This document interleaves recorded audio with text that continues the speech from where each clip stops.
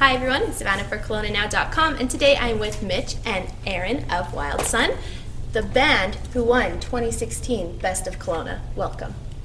Thanks for having us. I'm so glad you're here. So, how did it feel finding out that after coming in second and third 2 years in a row, you finally won gold? How did that feel? I think we're the king of getting third in everything. Like every competition we've ever been in, we've gotten second or third. So it was really, really, really good to finally win something. It was really cool too to know that a lot of people in our community supported us with that. You know, being that it is a lot of votes and stuff along the way. So it's cool to see that we made an impact on the community here. Yeah, it is all based on like community support. So do you guys find that like throughout your career as a band that you've gained a lot of community support, and what has that done for you guys? Well, a struggle for us actually is to branch out of Kelowna because we love it so much. I think nowadays you have to get out of your shell and, you know, go on the internet and whatnot. So what we've really focused on is being a great local band and trying to gain support from our local fans and friends and family. But it's kind of got us to be a little bit content with staying here. Yeah. And we've realized we should probably go somewhere else. All right. Even if it's just Vernon. Well, yes, clearly Kelowna loves you, and you guys love Kelowna back. I found, though, when I moved here, it was more of an EDM scene I found was really big here in Kelowna. So what was it like to sort of break out of that and find your guys' niche as like a funky soul folk group? I think that it's not just in Kelowna, but the entire world has a big electronic influence now. Yeah. With anything, when something becomes big like that, you know, people will eventually want to go back to the roots and see bands and stuff because it's nice to have like an organic sound when you're so like saturated and overwhelmed with all the electronic music. Because I love both, you know what I mean? So Yeah. Well, you DJ too, right? Yeah. Yeah. So do you bring that into a bit of your music? DJing, no, but definitely influences the songwriting. Yeah. With the role as a bass player, it's a very rhythmic instrument, and I play a role in song structures and just, you know, creating the feel of the track. Right. So indirectly, I do bring it in. Aaron's definitely got a good ear for form, and when we build sets, you can tell that a DJ usually is good at that's their forte because that's what they're about, right? I know when Aaron DJs, he cares more about keeping everybody interested and then playing to his crowd more than anything. So when we build a set, you can tell that Aaron's put a good input and sees it the way most of us probably wouldn't because of that. So. Yeah, I mean, I guess the two do go hand in hand for sure. And I guess I asked that because you put out your new record, your first full album last year, 2015, right? Yeah. And it came out on vinyl, on downloads, and how was it? How was it received for you guys? How did it feel finally putting it out, having it physically held in your hands when it was on vinyl? Well, it was scary at first. We got our records the day of our release. Oh my gosh, that was a little nerve-wracking. We were unpacking the records, right before the show. Wow. We're kind of procrastinators too, and Aaron and I, out of probably the other two guys aren't here, but it's ironic that we're here, are probably the reason everything takes so long, because we're perfectionists, and we don't like to share things, even if like one thing's wrong with the video, no one will ever see it because of Aaron. So so it was a good feeling to get the album out, because I know Kieran had been waiting forever, and a lot of work was put into it. And, I guess it was well received, but on our next one, we're going to make sure we're a little bit more prepared to reach out to a wider spectrum of people and across the country more. So. That's awesome to hear. On your next one, I'm excited because it's been a while since we've heard new stuff from you guys. Yeah. When can we hope to hear something, possibly at Fireside? We've actually been. It's hard to explain, but with a band or with any type of business or whatever, you have sort of waves of different vibes and different things that you're focusing on, right? Yeah. So upon releasing that album, we were extremely focused on the business of our music and booking shows, getting people to hear it, touring, all that kind of stuff. Over the last 6 to 8 months, we've been extremely introverted, and we've been booking less shows. We've been writing a lot more music, coming up with a lot of new content. So it should be in the very near future that we will be releasing something new, whether it be a single or a full album. We'll have to wait and see. But yeah, That is so yeah, there's a exciting. lot of new stuff. It's cool. Yeah, that's Yeah. awesome. We were really like trying to focus on actually applying for grants, which we've never done.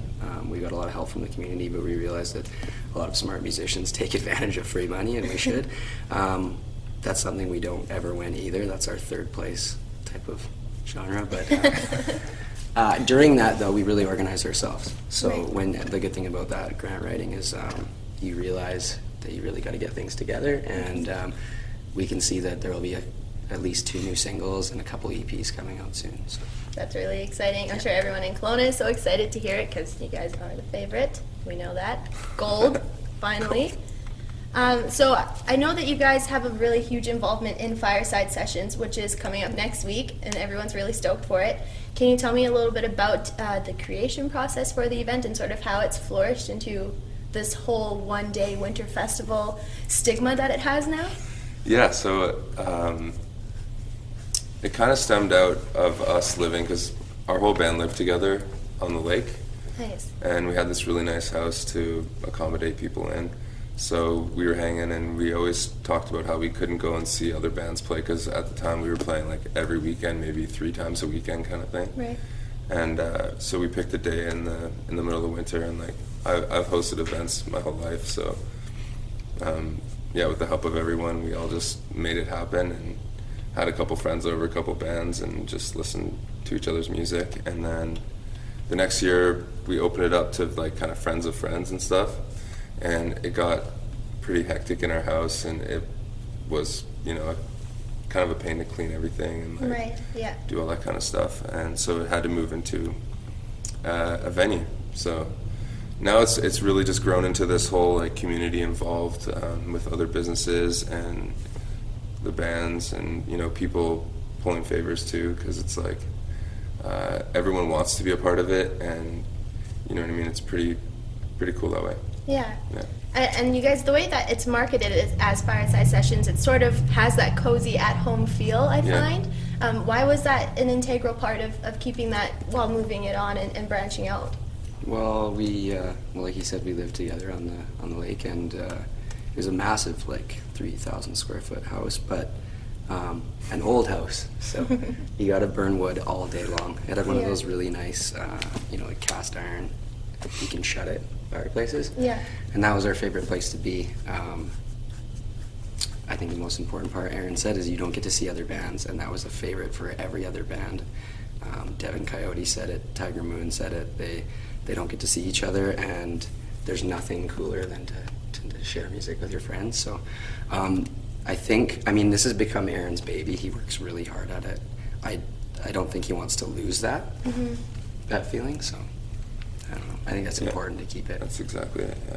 Yeah. And it's just, there's so many events happening these days that like you really need to find a niche and find a reason that it's sustainable. And you know, people party all the time, but to me an event can't just be about a party. Right. It needs to be about celebrating everyone's successes, and business owners meeting other business owners who would never meet each other because they're way too busy, so they can come hang out on the Sunday and maybe bump into each other and talk about maybe new ideas, or you know, collaborations between artists. Or it's just my goal is to put really, really awesome people into one area and just like See what happens. showcase talents. Yeah. Yeah. Yeah. That's awesome. Well, we're really excited to sponsor the event, and I'm so excited to come down and see it. It's my first one, Nice. so I'm very interested to see what the whole vibe's going to be like and who I'll bump into. So I'm Cool. looking forward to it. What can I expect, and what can people who've never been to a Fireside Session expect this year? It's probably the best bang for your buck. Everybody that's there worked really hard, and you can't buy anything for $40 like that. And slow down on the beers, because it's like 10 hours, and there's really good beer at BNA, so That's going to be be tricky. careful. Yeah. You'll learn your lesson fast. You got to be there till the end to see it all. Yeah, it's a cool vibe, and this year, I always like to add some things each year, so it's pretty cool. We brought in like full production this year, so the lighting will be really cool. Nice.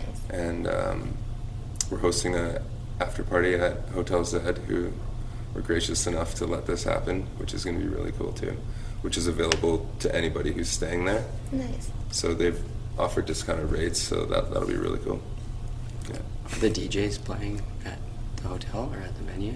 At the hotel. Yeah. DJs too? Wow. Yeah, for the after party at the hotel, it's in the ping pong lounge, so there'll be Cool. music from midnight until 3 a.m. So you guys are basically going from like noon to midnight, 3 a.m. music all day for It's a everyone. slow curve too. Yeah. The first acts are like exactly what you want to hear on a Sunday, during Yeah. the middle of the Super day. mellow, yeah. Yeah.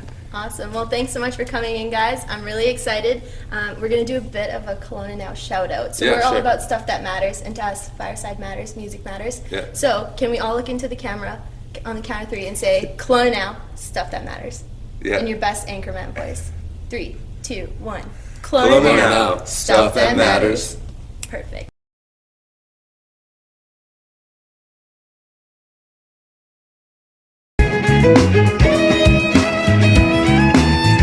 The day she came into my life, she was a drop-dead gorgeous figure of sight. We danced